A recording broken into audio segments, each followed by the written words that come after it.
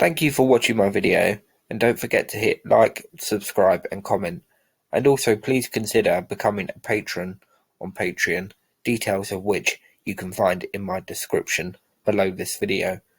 And also feel free to check out my new blog called The History Hangout, details of which can also be found in the description below. In August 1392, King Charles VI of France was leaving Le Mans on a campaign against the Duke of Brittany. The weather was unpleasantly hot. The king himself was not in a good condition, either physically or mentally, and throughout the year he had suffered from different ailments. These ranged from headaches and fevers to eating and drinking very little. Of course, the last two of these symptoms are particularly serious in hot weather. Charles would have been severely dehydrated, which would have made him very unfit for a difficult and long journey. And because of this, there will be terrible consequences for Charles and his kingdom.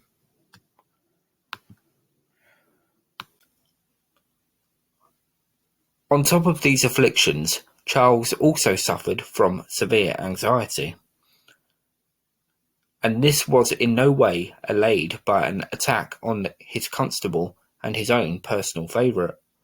The attempted assassination of the constable would have only increased the worries in Charles's already overactive mind, and early into his journey towards Brittany, Charles was accosted by a man who bore him warnings. The man warned the French king to advance no further, and he even grabbed hold of Charles's reins. This sprung the king's guard into action, and the man was beaten back quite severely and warned not to approach again. The supposed madman's warnings were disregarded, and the king's party continued to chatter happily amongst themselves, but the king was severely rattled by this encounter and not a little unnerved.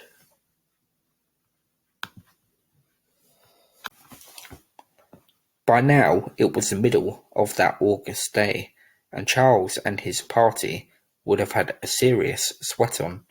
One chronicler describes the day as the hottest that had ever been seen.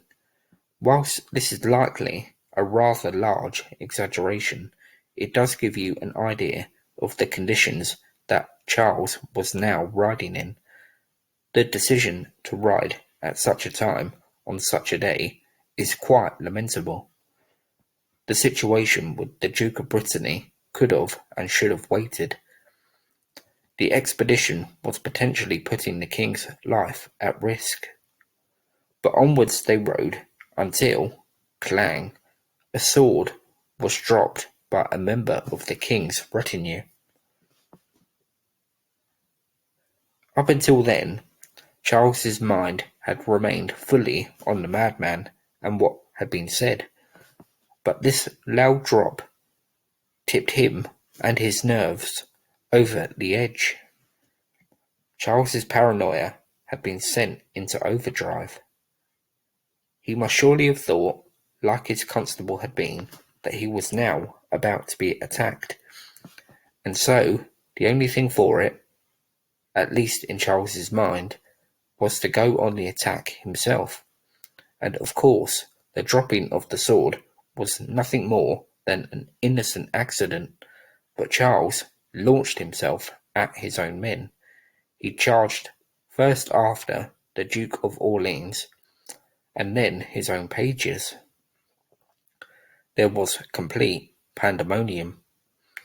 A number of the king's men were killed, and the remainder of them formed a circle around the king until eventually he grew weak and his furious outburst had died away. Charles now lay upon the ground with his eyes rolling and not speaking to anyone. This must have been a truly frightening experience for all those that had witnessed it. not least for the unfortunate soul who had dropped the sword.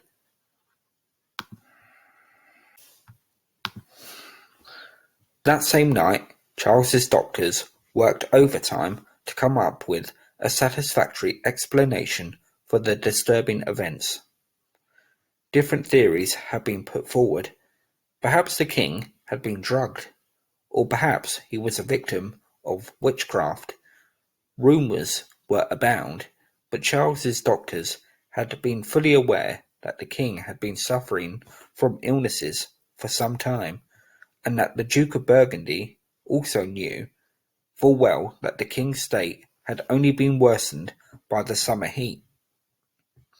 In the Duke's own words, Charles had virtually demanded that the expedition set off straight away, and he would not hear advice against it. The unfortunate king had rather brought on the events of the day himself, and it was also clear that Charles, before he had set off, had drank or eaten very little. With a little common sense, it's not hard to see how the attack came about.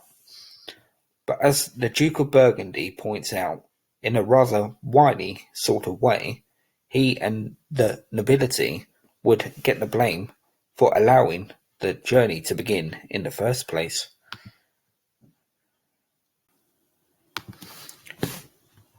The king remained in a similar state into the next morning. He is said to have looked at people in a rather strange way, as though struggling to recognize them, and he was still very weak.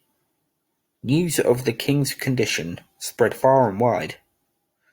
When Pope Boniface IX heard the news, he and his cardinals called Charles their greatest enemy, and, rejoicing in his suffering, proclaimed that God's will had been responsible for the king's condition. But eventually his condition started to improve, and credit is given to a doctor by the name of Guillaume de Harselay. De Harselay appears to have been successful in getting the French king to eat and drink again.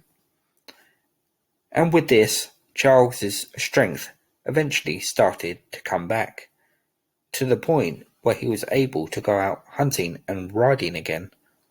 De Harselay is praised for his treatment of the king, and attempts were made to keep him in the king's service, but he declined. It's not all praise for the aged doctor though, and he is accused of being incredibly tight, accepting free meals and drinks for his work, whilst he amassed huge sums of money. One chronicle describes him as being stingy and accuses him of refusing to spend any of his vast amounts of wealth.